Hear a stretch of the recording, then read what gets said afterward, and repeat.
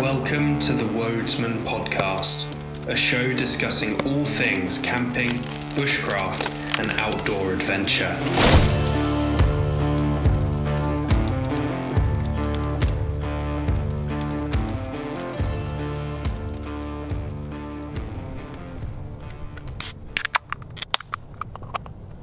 Cheers, boy. Cheers, buddy.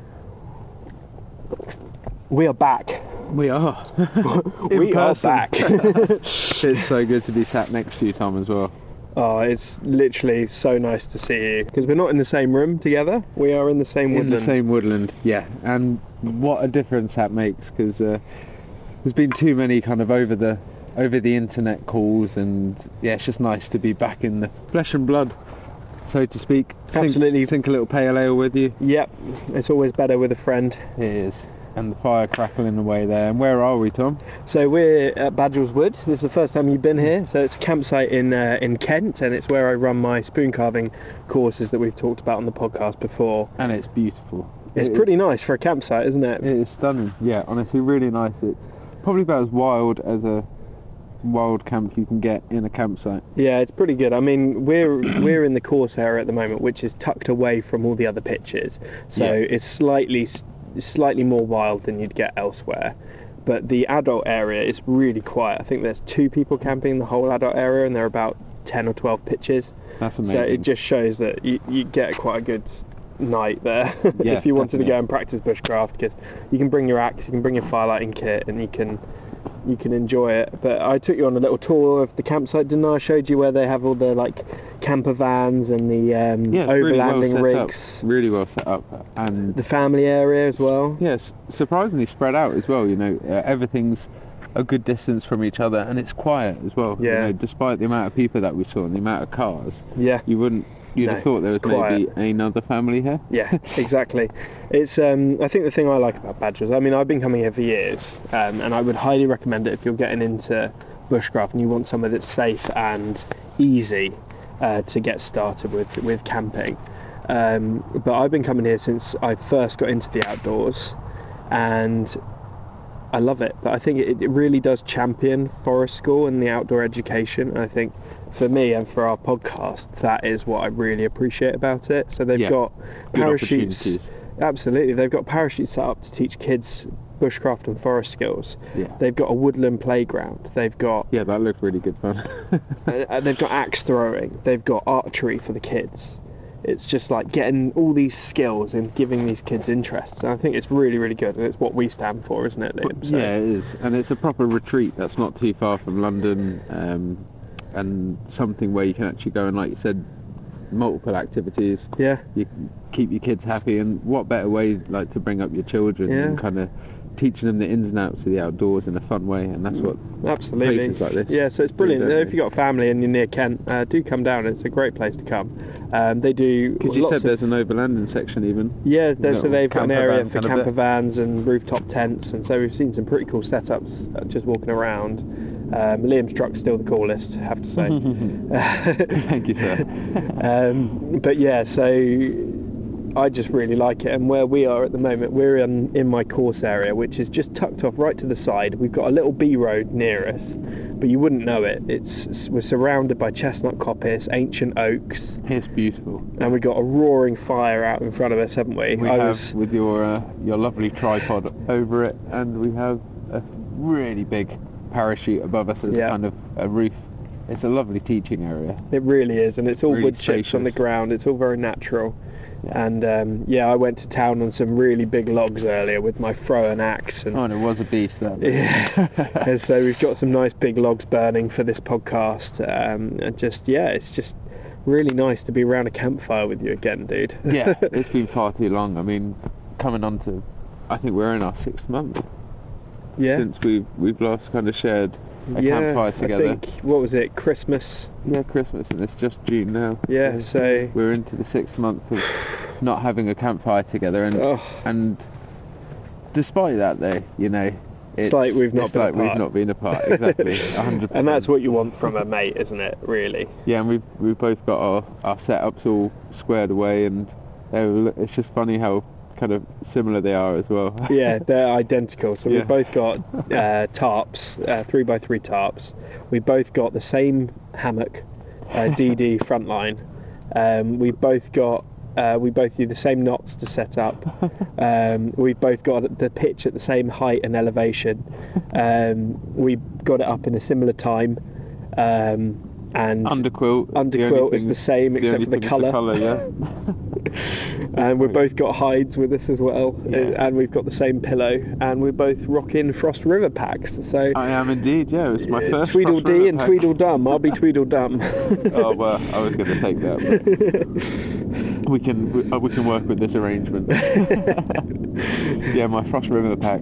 Quickly digressing, is a really nice purchase I got at the Bushcraft show, and I got it second hand off a chap who had last taken it for 6 months in Africa, so it's got some real nice tales behind it, and I know like yours so that makes it second hand, and I think that kind of rustic character it doesn't take anything from it, it just adds. The fact that the leather's a bit beaten up, it gives it that character, and you know it's only going to get more beaten up with you using it. Yeah, so absolutely.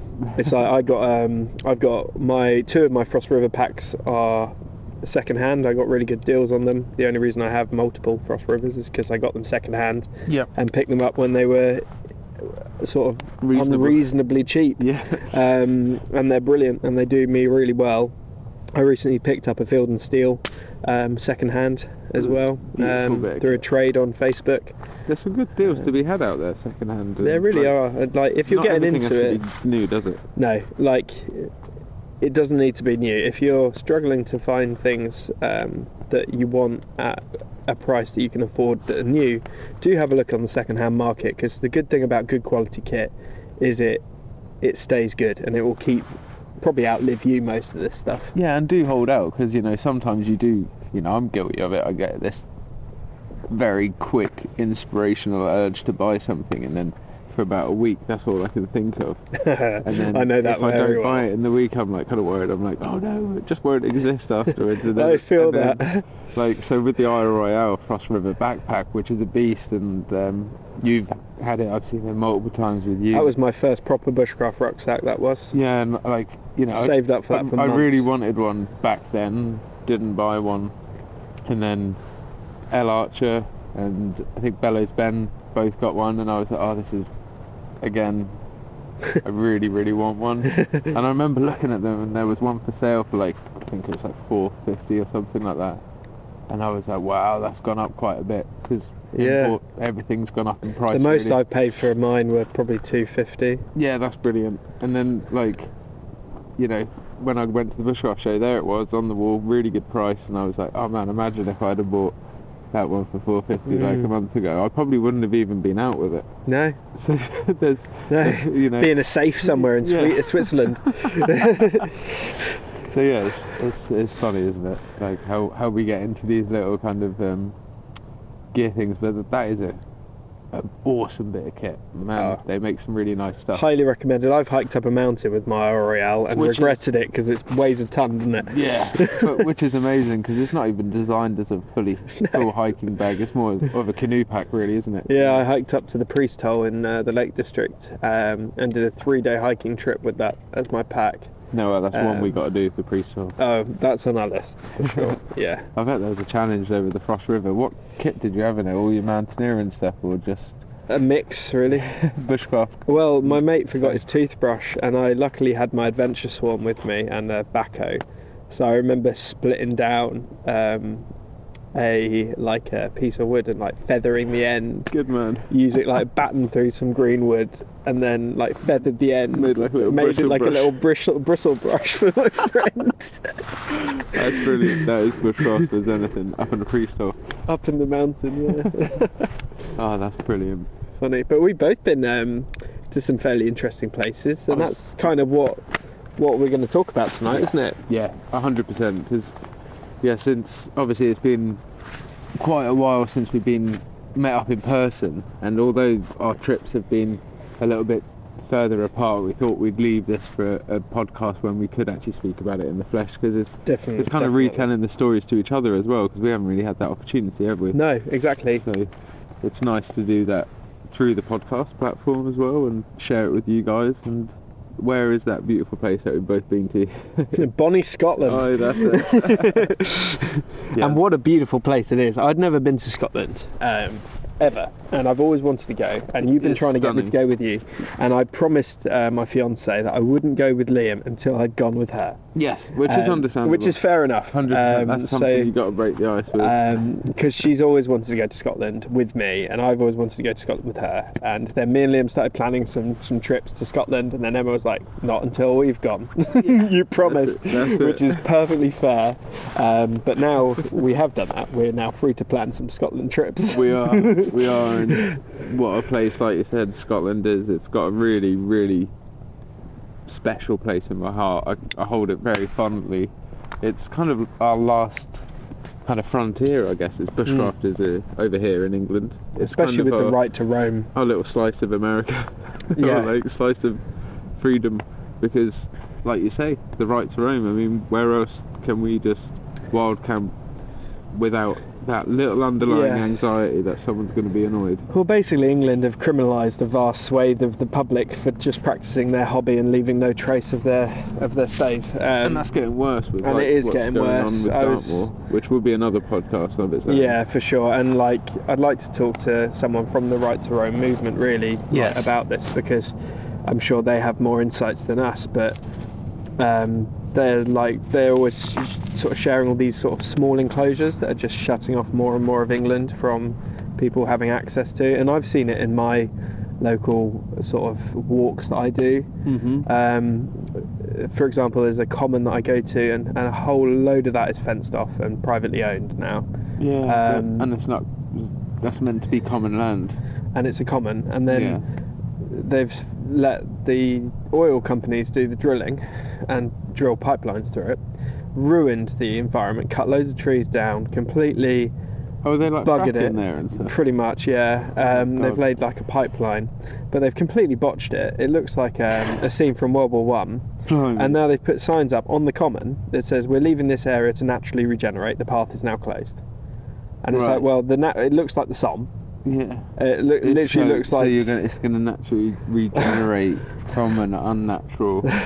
Yeah, cause. And so basically, because they've allowed oil drilling, there's now like half the number of accessible paths that you could otherwise have used. Yeah. And so they've shut off about half the common as a result. And this is the thing that annoys me a little bit about over here in England, is we've got no foresight, or people just don't care anymore. And it's a shame, because a lot of these companies doing stuff, and it's the same with the HS2 rail, man. Like, I always think, okay, so they're cutting down like all these old trees, like the tree that Roald Dahl or something used to sit under and write, which is like a 450-year-old oak. Okay, granted, it's not 1,000 years or anything like that, but it's still a valuable cultural asset. Significance. Yeah, cultural significance and asset to the wildlife in that area. Think about how many like generations of things that's seen like flourish, and like how many like families have gone and played around it. Yeah, exactly. And then over here you'll just get some contractor who'll be like, oh well, I've been paid, like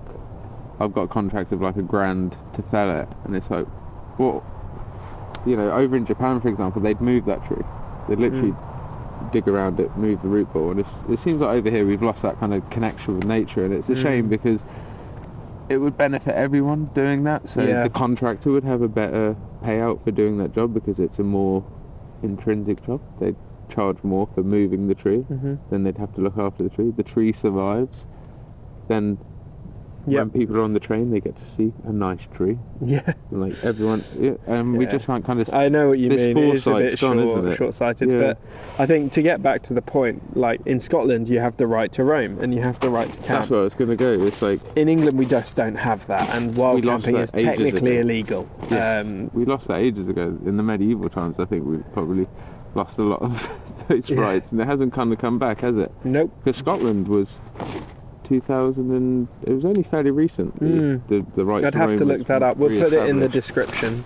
Because that surprised me when I discovered that. I kind of took it for granted that it must have just been a thing that always was. No, they reintroduced it, didn't they? And it was a reintroduction, which that was that kind of going back to that hindsight thing or foresight thing, it's like nice to see that we're kind of gradually getting back. Yeah, let's hope we follow suit. And I think Dartmoor's been a big help on that, hasn't it? Yeah, and I'm really grateful to everyone that's been protesting. I haven't been able to get to any of the protests, but I fully support the right to roam and all of that stuff. So it'd be nice. It's like, as much as it is nice to go up to Scotland, and we're going to explain obviously where we've been up there, because it's both independent trips. It's a shame to have to travel so far. Yeah, when we've got stuff like that on our doorstep. It's a proper journey. Yeah. And I mean, it's probably 9 hours for you, about 8.5 for me, just to get into Scotland. And you did a lot more travelling around Scotland. Yeah, we were quite vehicle based, but we'll delve into that. We will. In a minute, because shall I start? Because you start. Mine was a bit earlier in the year, wasn't it? And I think there's actually 2 trips to Scotland for me, and one of them was a return to a very special place for not only me but for the channel. Primal Nomad. So my second ever video. I've been watching since then, bro. On the channel was going to the Galloway. I remember that video when it came out. God, it was wet. And that was my kind of first introduction to wild camping up in Scotland. And I remember myself and Josh, who's a very good friend, featured on the channel quite a lot, both really wanted to just go and explore, go and have that traditional kind of journey and go out frontier, on the frontier, just an idea of where you're going, and the rest is up to wherever the path takes you or doesn't take you. And that's what I loved about being straight up there. We just followed a river, and we knew there was a forest at the end of this river. We'd seen it on Google Earth, and obviously that's again go back to previous episodes where we said scouting out locations on those things can be so helpful. Really can. Especially when you're not from that area. You can see the topography, you can go back a few years and see what it's like and say, actually, that might be deforested now because they were kind of working on that area. And there's a lot of that going on in Scotland. We did find that, actually, just to digress. We were planning a wild camp for one night, and we did this lovely walk, and the forest I'd penned for my camp was gone. So we kept walking and found another one, which was fine, because there was another one about a mile away. So we just kept walking through the hills and found another one. But we'll get to that. But that reminded me, because the exact same thing happened. Well, yeah, that literally was like, so in the first time we ever went to the Galloway in that first ever video, it's funny because we were walking through, some parts were deforested, but the area that we ended up in, albeit quite wet, next to a river, it was beautiful, and we really had a nice time. So the idea this time, on the 5th year anniversary of that video, it might have even been 6 years actually, was to go back to the same spot, spend a night in the exact same spots that we camped all those years ago, and then hike a bit further up to, there's a place called the Grey Man of Merrick, and we were going to go up there. There's a natural face in the mountains. Oh, cool. It's a bearded man, and it's amazing. Really silhouetted. It looks like a awesome kind of landmark up there, tucked away. But unfortunately, when we got there this year, we rolled up to the gate where the forestry path started, and that was greeted by the sound of chainsaws in the distance. And we were like, okay, maybe they're not cutting down the forest. But it sounds like they're cutting down the forest. So we kind of hiked in there a little bit, and they were cutting down the forest? They were cutting down not only the forest, the exact bit of forest, because there was a bothy like about 150 yards across I don't know, maybe more than that, probably 250 yards away from the river, on the other side of the river from where we camped. Yeah. So we could see the bothy, and then all the forestry machines were the other side of the river, and we were like, you are kidding me. Like, they're cutting down the exact patch we slept on, basically, right now. So we were like, well, we can't do this. And none of this is in the video. So we decided, well, we've got to camp somewhere else, and yeah, oh man, it was gutting, to be honest. But we then went down to the loch, so we followed the mountain, obviously down to the loch where the river was on its way to as well. We didn't follow the river, but we found a really nice spot. It was very steep down there and very wet, and it turned out to be one of the oldest remaining areas of the Scottish rainforest. Oh wow. Which was when I'm talking about moss on trees, oh my word, was it proper sphagnum. Like if you moved the moss back, moss. like the bark was dissolving under there. Oh wow. It was very old forest. That's amazing. Fangorn forest. Okay. Like that kind of vibe. Yeah. Just moss everywhere. So we had a really beautiful camp, me and Josh, and by the loch. And part of this was all to scout out for a Solo the Series trip, which had been in the works for probably 8 months, 9 months. And some of you listeners may know, basically I'm the UK contestant for a series coming up on YouTube called Solo the Series. And there's going to be contestants in inverted commas, because we're not competing against each other, we're all just sharing our journeys. But there's 10 of us from different countries. There's one from Germany, Canada, America, New Zealand, I think. Oh wow. Italy. So there's people from everywhere, and I'm the UK's guy, which was really honourable to be asked. That's amazing. Well done, dude. And quite a shock, really. It was just, yeah, it's awesome. So I've done like a few interviews with them, and there's a sneak preview out at the moment, which includes some of those interview audio pieces and then some of the shots of my film, which I'll get onto into a little bit, but none of it's edited by me. I just do all the filming. So I wanted to make sure when I'm showcasing England, I not only do showing it nicely. Yeah, not only show a nice side of England or Great Britain, or the United Kingdom rather, but also do it legally. Yes. Because, you know, it'd be really nice to say, oh, I've just gone a few miles down the road and done a really nice wild camp. But it's showcasing doing it illegally or wrong even though it shouldn't be wrong. It's doing it without permission. Yeah, exactly. So it's kind of counterintuitive in the sense of you're trying to show people how to be respectful in nature, and so that's what really brought me to want to go to Scotland. And this also trip it's so beautiful as gorgeous. well. Like, it really did surprise me how stunning I mean, we have stunning woods here. It's almost untouched though, isn't it? Some areas are really, really, they feel remote in Scotland, which is great. Yeah, because like you say, it's not often here you find somewhere that's tucked away from a road where you can't hear it, or where you know there's a village 15 minutes away or something like that. Yeah, exactly. And up there, even though there might be something fairly close, it really doesn't feel like it. Mm-mm.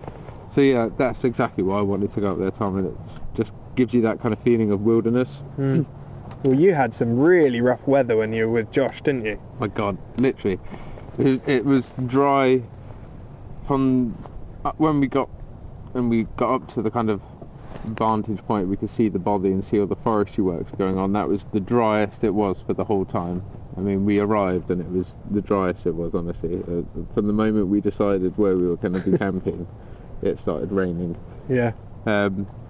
I think, in fact, on the walk down to camp, it was kind and graced us with a little patch of clear, and then as soon as we got to camp, it started raining. And it was just one of those wet camps where I think in total I moved my camp about 3 times on 2 nights. It just was deluge, wasn't it? It was, from what I could see. It was a complete downpour. But that makes it all kind of like Josh says, who I was with. If it ain't raining, you ain't training. It's true. But we picked most of around the loch was quite marshy, and we picked right on the edge of the slant down from the mountain. That contour kind of plateaued out into a little birch copse, and I am aware, obviously, birch is an indicator of water. They do, they like wetter environments. But obviously at that time, even while it was drizzling a little bit, the ground was extremely dry, so it was a very good option to pick. And I kind of edged a bit more towards the marsh, So over the few days of camping, or over the 2 days, on the last night actually, because of just how much water we had, it literally was just starting to pool up under my tarp. It looked intense. It was, you know, I'm glad I had a ground sheet because everything would have got soaked, so I had to really quickly pack everything away and remove camp. Good learning experience. But it was good, yeah, and it was really nice to be, like you said, somewhere it's just so peaceful. We didn't see anyone the whole time, not one soul, and that's so special. Yeah, it is. And you know, the ability to think, well, you know, I'm probably one of maybe 10 people in this square mile or something. Yeah.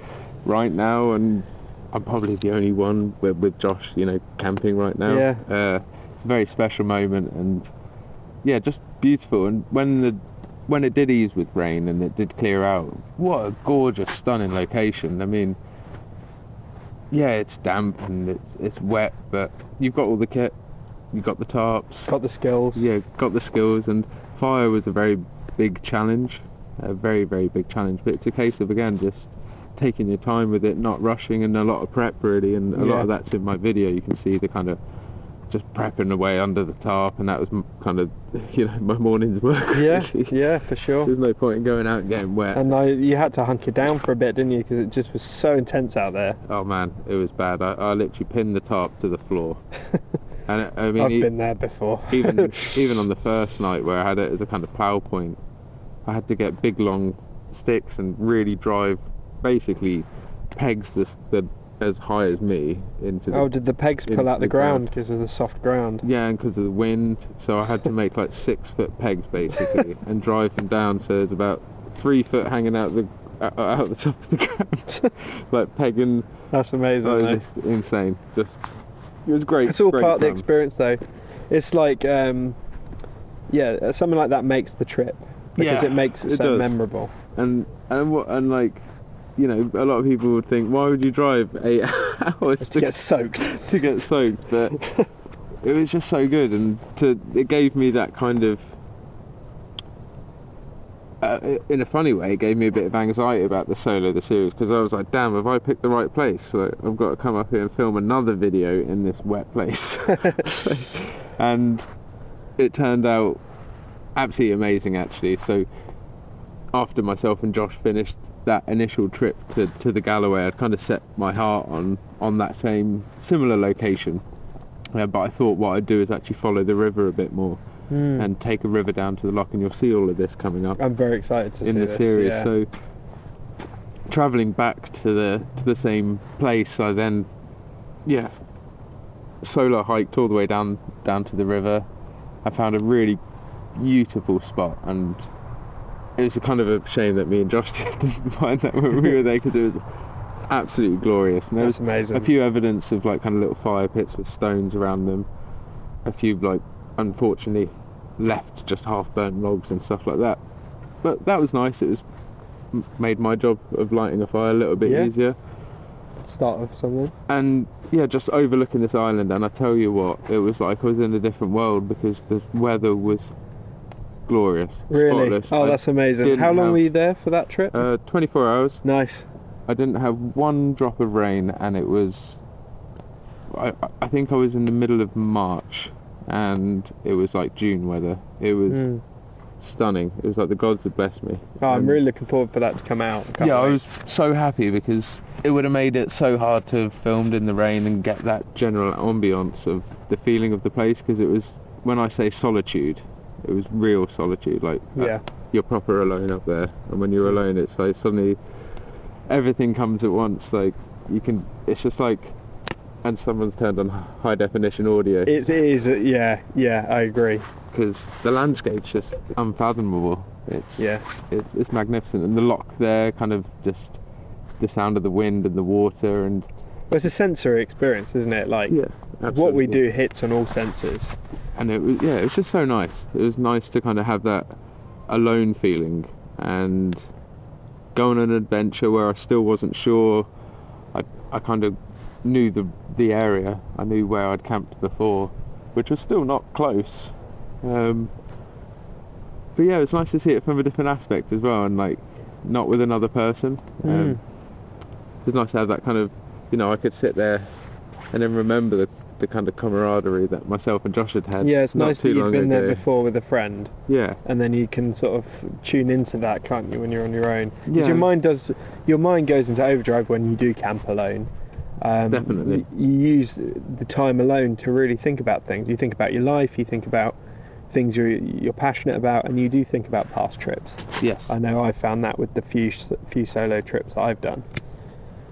Oh, it's quite humbling going out on your own, because even then, like, there was a few little things, like even though it was dry, like the wind was whipping off of that lock. Oh my god! It's like at points it was like it's in the wind tunnel, like, Full gale. and I'm there like with a fire, and it's obviously up in Scotland you want to try and light fires on rocks off the ground. You don't really want to try and scorch the ground if it's some peaty ground, and Yeah. there's quite a lot around there, so I thought You have to be careful, don't you? yeah, so I got some of these rocks, and obviously the rocks were holding a bit of moisture, and the wind's going like at first it was still, and then I got the fire going, it was going like the clappers, and I just remember this one bit, and it's like a Bunsen burner coming out the other side. I was like, whoa! It was so funny. But them kind of little I have made fire! yeah, that's it. It was like, it's gone from nothing to everything. Like That's so good. But yeah, real special place, and I can't wait to share that adventure with everyone. So when it's a bit more closer to being released, obviously I'll put out a few more stories, and we'll maybe have a little episode going into sounds good details to about me. that. That sounds good. We'll keep some of it a surprise for that. Yeah, for sure. because there's a lot in there that I'm not going to mention even. Yeah. Like, I haven't even told you the place because I want you guys to find out, because Yeah. a little bit of history in there about the place, and it's Yeah. it's a really That's something for everyone to special look place. forward to then as well. It's a special place for Scotland and England.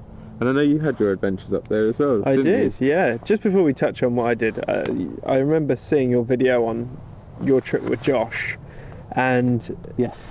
although there weren't any people, you did find evidence of people, didn't you? Yes. Oh, annoyingly. Yeah, so I thought you might just want to mention that as a little public service announcement. Yeah, because I was almost going to say, it was like we'd been the first people to camp there, and you probably heard in a few moments back I stopped myself. It was because there was evidence that people had camped there in a really bad way, and it was just axe wounds all over Live trees. live birch trees, and you could see the browning where the birch sap had been running out. And it wasn't even just one or two, was it? No. Like, they'd literally gone at these trees. Yeah, it looked like someone had either been using it as a throwing axe practice, or they'd just been, oh look, when you have an axe outside, that's where you store it. Whack. In a tree, yeah. And then I'm going to go chop something. Oh, I'm going to store it again. Whack. Yeah. And you know, it was if you're going to just do awful. throwing axes, or you're going to store an axe in a tree, choose a dead tree. A dead tree. Yeah, exactly. Preferably one that's already on the ground. Yeah. Yeah, get a stump or something like that, because this was abysmal, and you know, branches cut off, you know, with a good. And the sap had been rising then as well, I was hadn't gonna it? So they say, were like yeah. bleeding out, So- weren't they? So like, you know, they've cut 4 inches up the branch anyway, you know, flat. So it's just going to, like, the rain's going to sit on it, it's going to rot out, and it's just bleeding, because it's just at the time when the buds are opening up, the sap's on the full rise, and there's Yeah. no need. I mean, what's all this green wood going to be used for? Yeah. I don't think carving, because they weren't No. thick enough to carve anything And with unless you're carving chopsticks. So we're running a carving course tomorrow, and we've coppiced one piece of green timber. Yep. It's wrist to forearm thick, and it's enough for us and the clients to carve a spoon. And it's been selected It's been properly, selected hasn't it? properly as part of a management plan. It's been coppiced properly. The forester who cut it down for me earlier cuts everything off at an angle so that the water runs off the stool, does it at a time when it's appropriate, and the sap And he isn't hasn't just picked a rising. random bit of wood, has he? He's No. like got bits. There's real nice straight sections. Yeah, to it. he's selected it based on its uses, and there's not going to be any waste. What doesn't get used on the course tomorrow, I'll take home and I'll use. Yeah.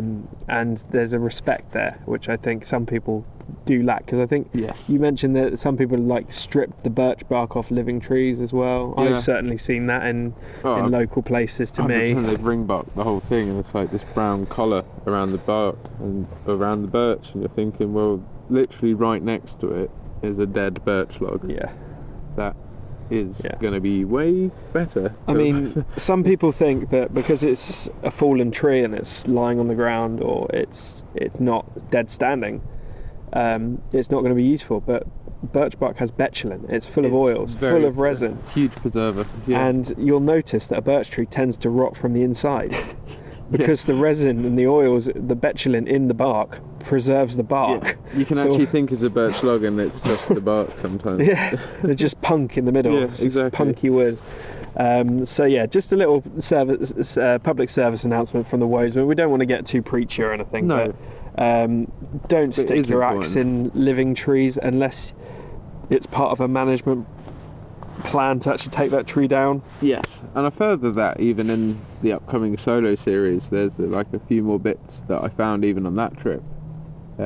Not of specifically tree damage, but I guess other signs of like human existence up there in the nature, in the wild spaces, in these natural spaces that really annoyed me. So yeah, that would be a nice one when it comes out for people to hear about. But it's too prevalent in some places, and other places seems to be untouched, and I guess that's just down to who visits them and who understands, really. I think that's what it's about, like kind of educating people, and not, like Tom said, we're not trying to be too preachy about it, but it's an important message to learn and to spread. Yeah, because unless you've been told not to take the bark off a living birch tree, how would you know? How do you know? If you've been told to take birch bark, yeah. You might think, take any birch bark, but no, you need to take it off a dead tree, because ring barking a tree will kill it. Yes. So yeah, especially if you go too deep and it's cut through the cambium. Yeah, if you cut through the cambium layer, it can do some serious damage to that tree, and diseases can get in, insects, all sorts of things. So sensible to avoid it. Good shout, Tom. No, thank you for reminding me about that. It's in the video as well if you want to see the damage. So yeah, it's a great video. It's a really good. But luckily, thank you. Luckily, the majority of it, your video showed how beautiful Scotland is and how untouched it is. And I think what we want to do is just make sure it stays that way and stop sort of people damaging it from a lack of knowledge or whatever. So do you want to hear about my little adventure, my rendezvous to Scotland? Got one hell of a rendezvous as well, because that is the rendezvous I want to do. I mean, You should. You really should. So I would have done it a few years ago, but COVID came along and you beat me to it, boy. I beat you, man. So me and Emma, my lovely fiance, we've been planning this since before COVID, and it finally actually happened.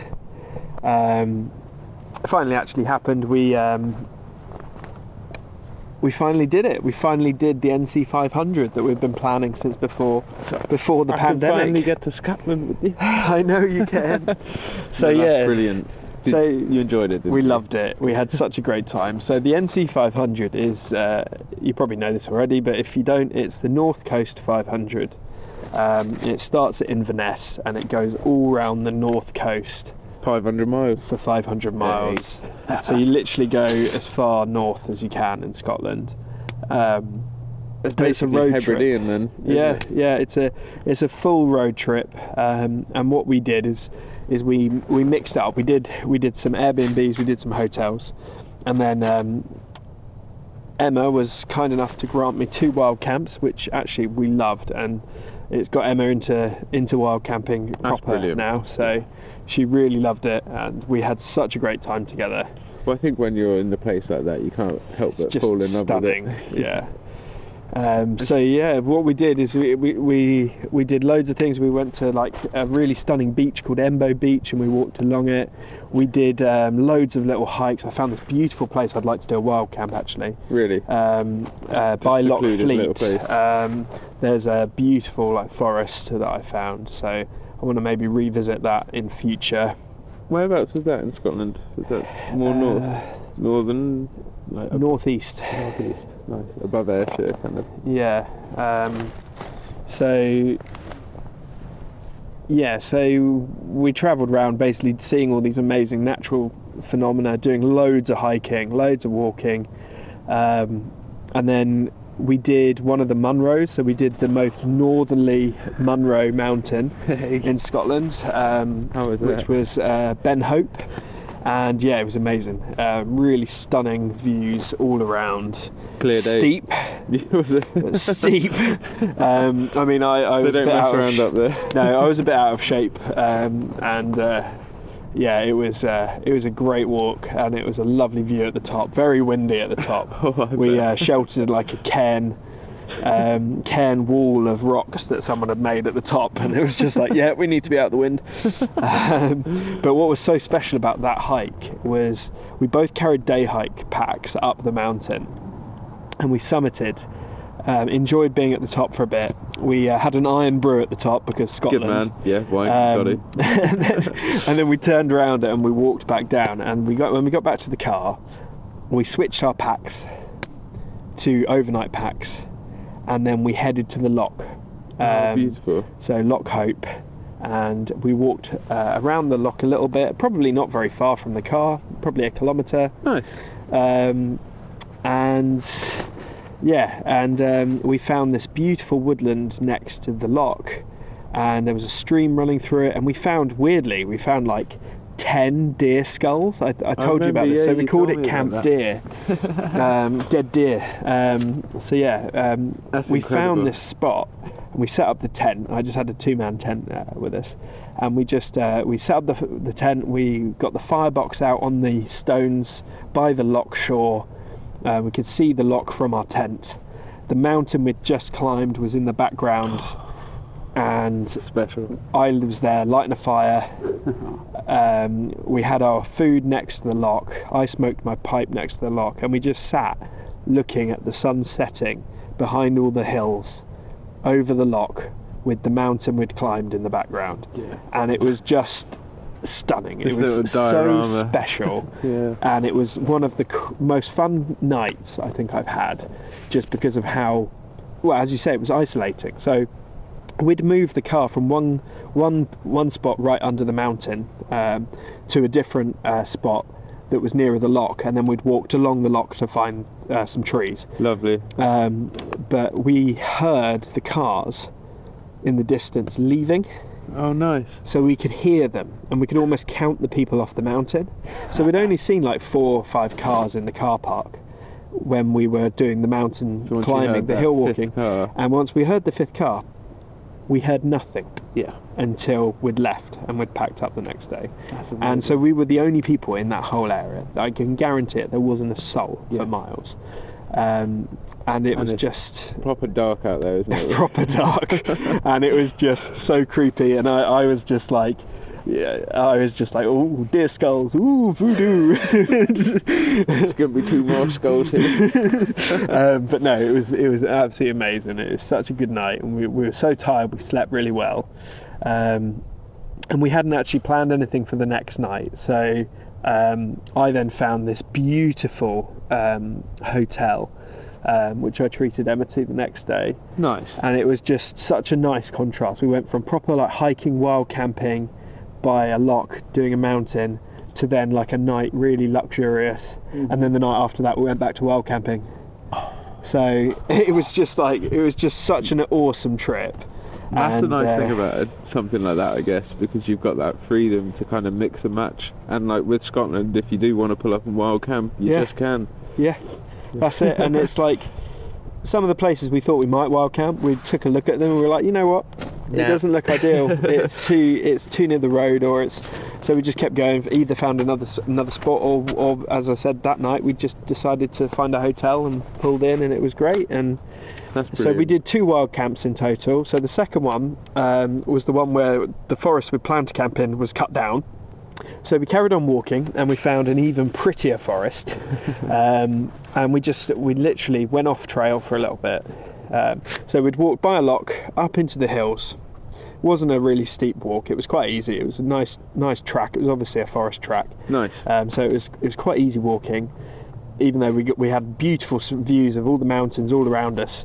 And we found this lovely little forest, and it was, as you say, proper like Scottish sort of rainforesty. Like the moss was like sponge.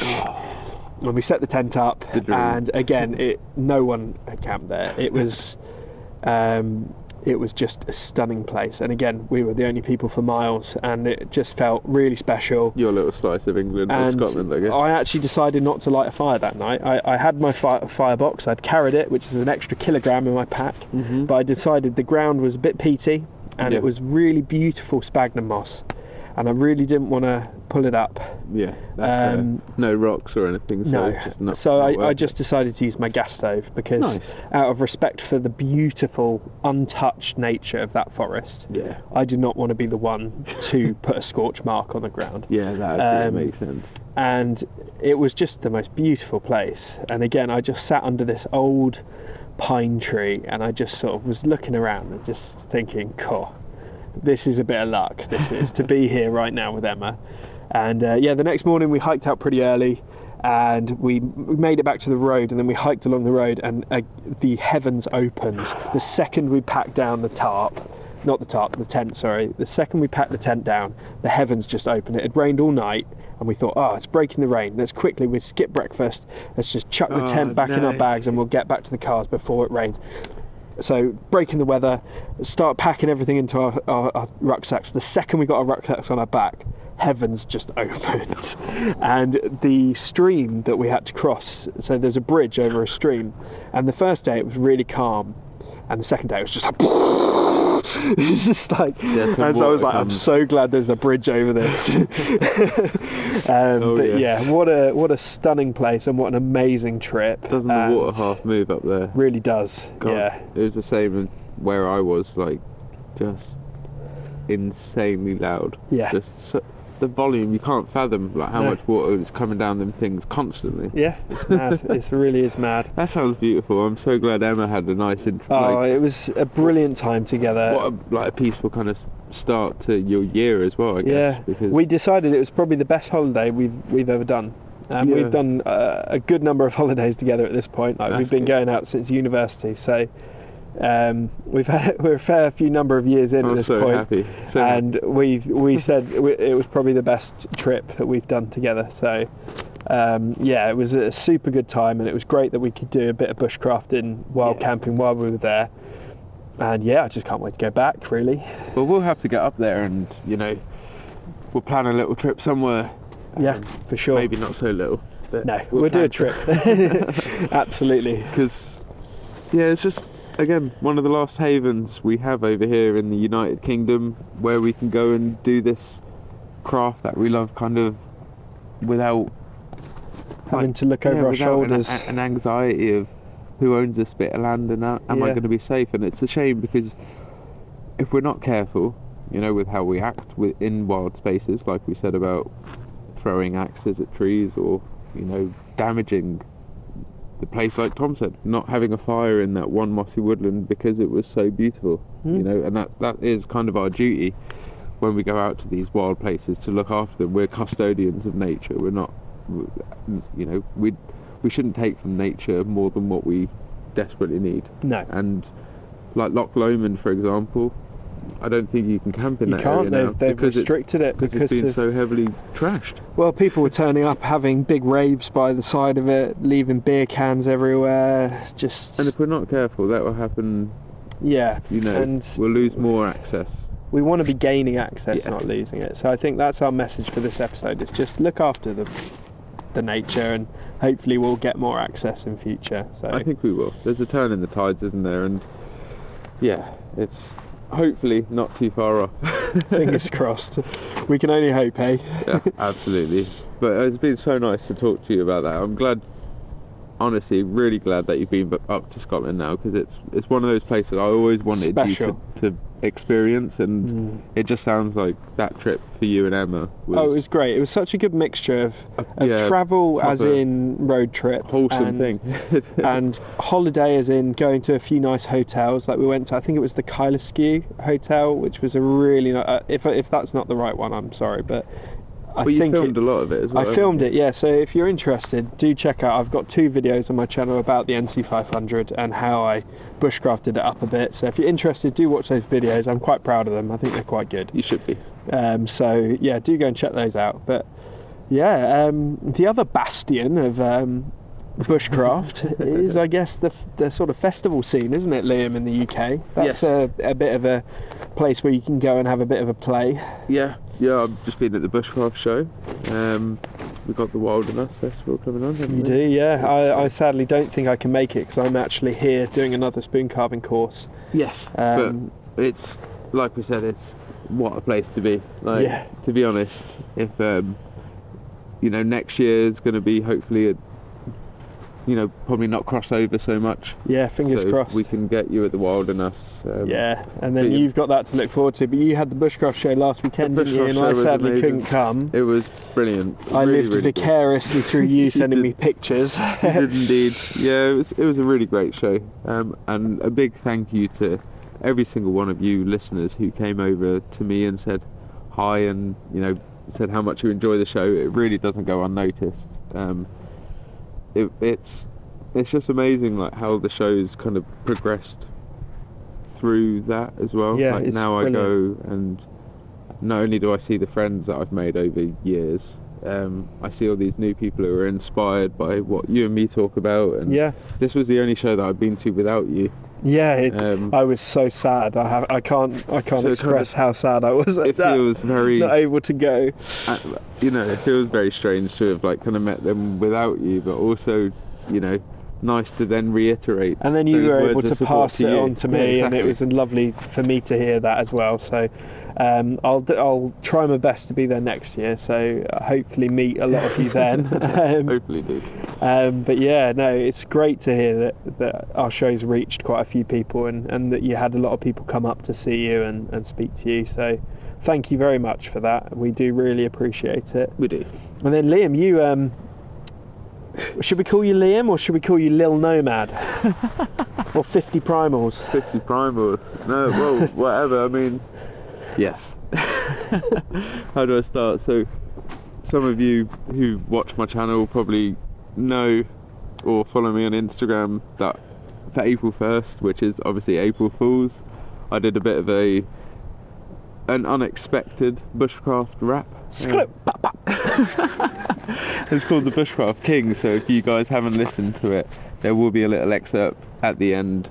It's going to play us out, isn't it? I think it might. So well, I hope you do enjoy it when you do listen to it. But it's just a little bit of fun, really, isn't it, Tom? Like, I mean, You were talking about it for years to me, planning this. So, like, behind the scenes, Liam just dropped out of nowhere for everyone else, but he'd been talking to me about this for so long. I'd heard the pre-recordings. I'd heard you just freestyling it down the mic to me on Discord while we were playing COD. And like every time we were going, I was like, "How's the rap going, Liam?" And you were like filling me in. So when it finally dropped, I just was like absolutely over the moon. I was like, "He's actually done it. He's actually gone and released it." well, like, funny thing is, yeah, like you said, I've just been kind of freestyling it and kind of just.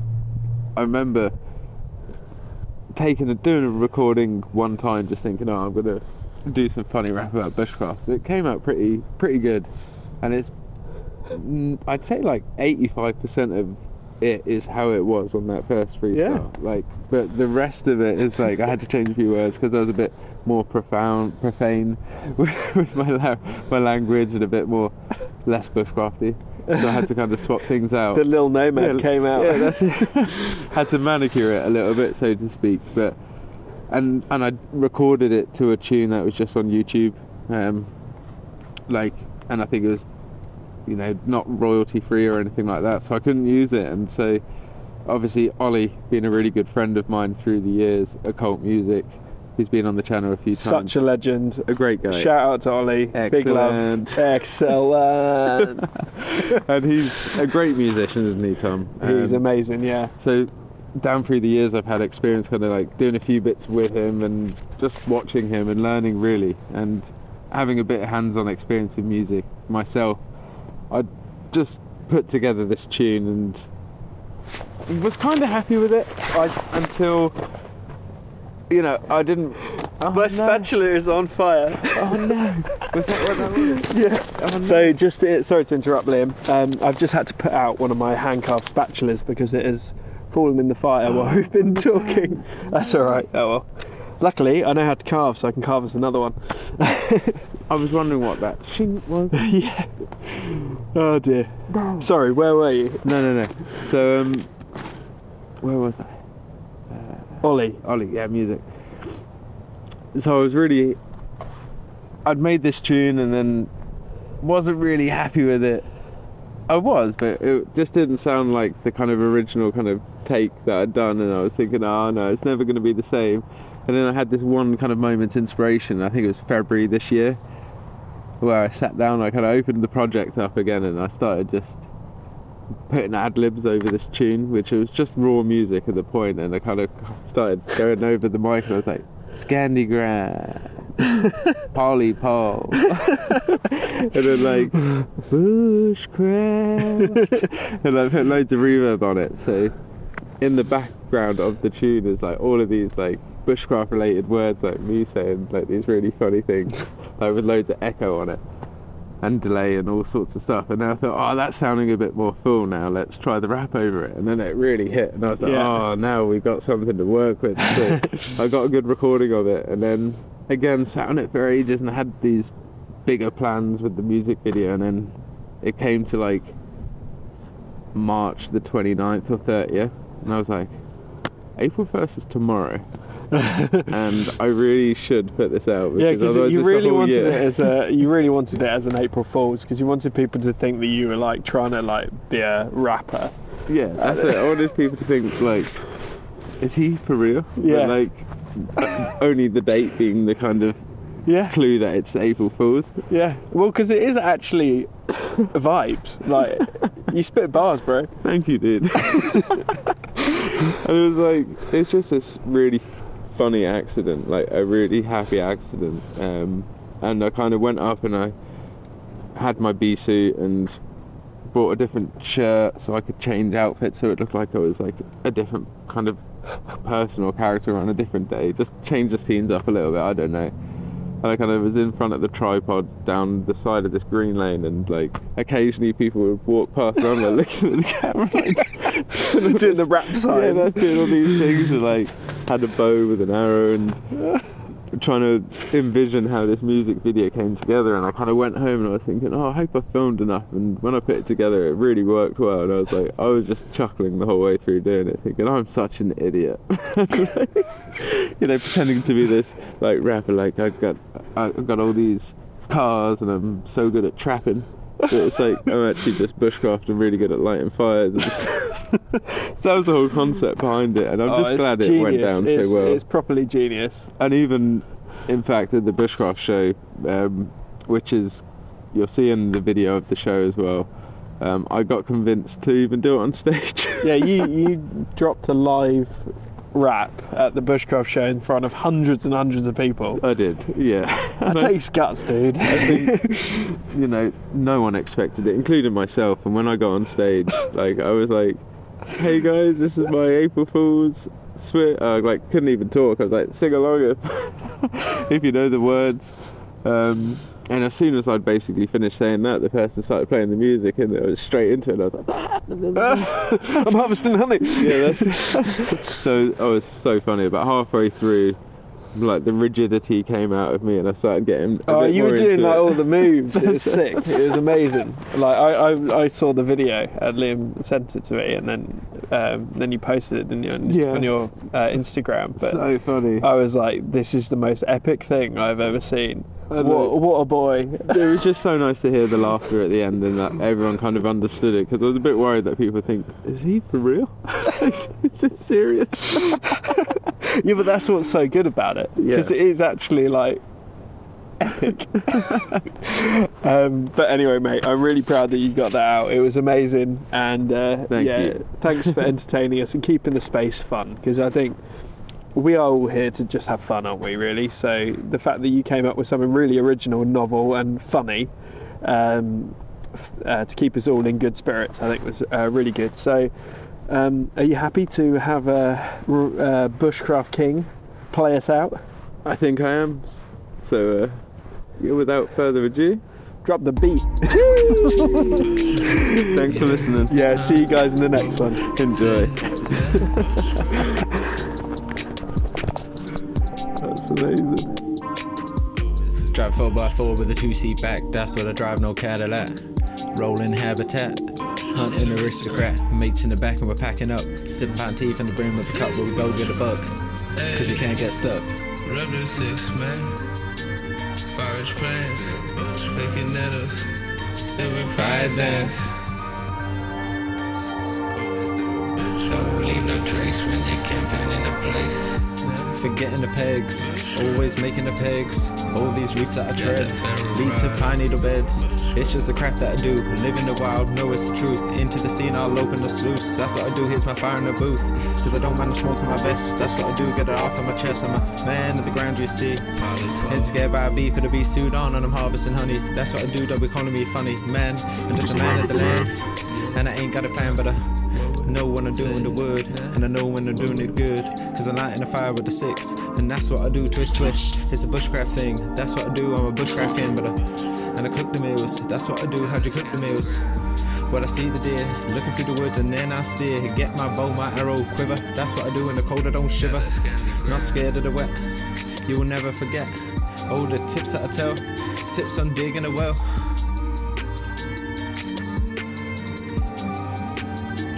Tips on digging a well.